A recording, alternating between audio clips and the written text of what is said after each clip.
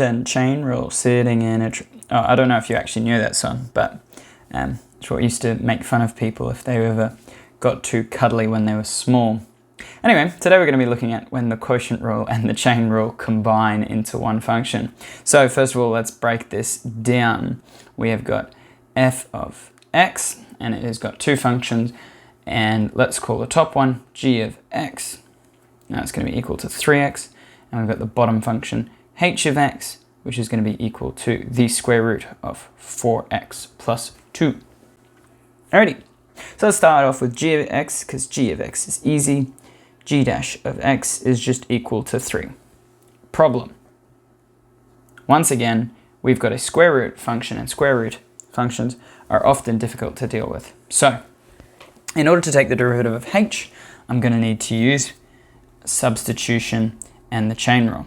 So, h of x, let's rewrite it as the square root of... No, let's not even write it as the square root. Let's write it to the power of half, and we'll call it u. Let's call it u. U's fine. And in this case, u is just equal to 4x plus 2.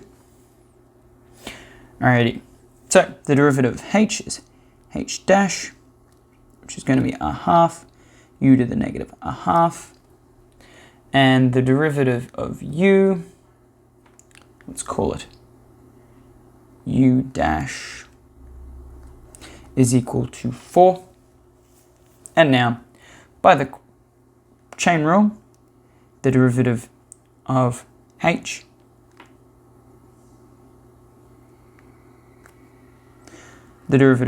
in terms of x is equal to h dash of u times u dash of x, which I've worked out both of these. So h dash of u is just a half u to the negative a half times u dash of x is just 4. 4 and a half cancel out really nicely. I'm left with 2. And u to the negative a half, well, u was 4x minus 2, and negative a half, well, that's just negative, well, the square root of 4x plus 2. And so we've now worked out h dash, g, and h. So, by the quotient rule, if f of x is a function which is g of x on h of x, which is in this case, then the derivative of f of x is going to be the derivative of top times the bottom minus the derivative of the bottom times top, all over bottom squared. You ready? Now I find this a much more useful way of remembering chain rule, product rule, and quotient rule is verbally, for it means that the letters don't mix you up. Alrighty, so now it's time for substitution. So g dash is 3, h is the square root of 4x plus 2 minus h dash is quite complicated. We've got 2 on the square root of 4x plus 2. And we've got g, which is 3x. Once again, I'll just put in a demarcation line. Alrighty, so I've now used the quotient rule. Now I've got to do that yield simplification. But before I forget, let's put in that h squared. So h of x was the square root of 4x plus 2, but it is squared. Now the really nice thing about this is that the squares actually cancel, right? Because the square of the square root is just nothing. So that's the first bit of simplification that happens. The denominator just becomes 4x plus 2. Ain't that nice?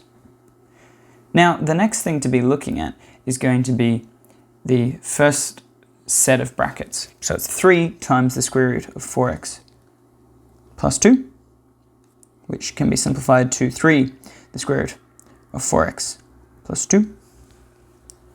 The minus is going to stay, and we're going to end up with a fraction here. So we're going to get minus 6x all on the square root of 4x plus 2. And it's at this point we realize I'm going to need to do some addition between these two terms, same as we did on the previous question. So we're going to have to try and deal with these two.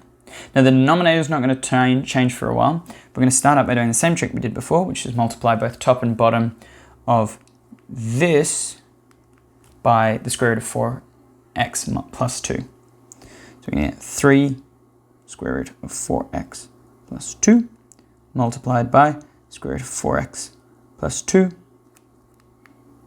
on the square root of 4x plus 2 minus 6x all on square root of 4x plus 2. And what this is going to do is mean that the denominators are going to be the same, which means I can actually combine the two fractions on the top.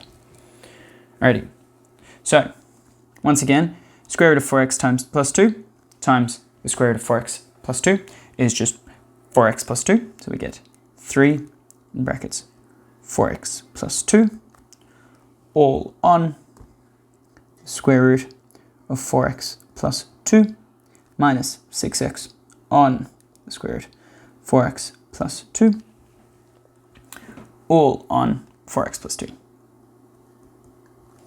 I'm going to expand out these brackets just here, so I'm going to get 12x plus 6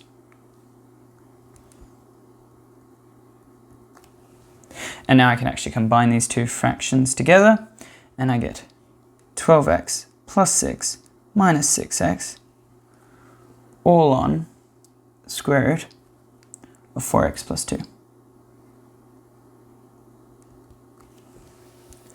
All on 4x plus 2. But if you remember from when we were doing other fraction business, is that if you divide by something like that, it just moves to the bottom. So I'm going to move it here. But hey, I've got two things that look like 4x plus 2 together. Whenever I do something like that, it's always helpful to remember our indices laws because they still apply. So here, I could write this as to the power of a half. This is to the power of 1. So if I combine that, that would be to the power of 3 halves.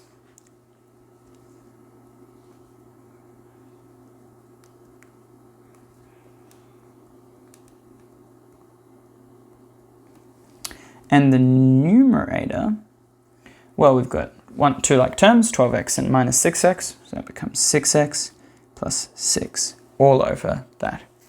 Now you've got two ways of writing the denominator. You can leave it with a fractional indice, or you can write it as the square root to the power of 3, or even to the power of 3, take the square root, or it doesn't matter. Alrighty, so that is how to do a combination of the quotient and the chain rule. In the next one, we'll finish it off with a quotient and product rule like no other. I'll see you there. Bye-bye.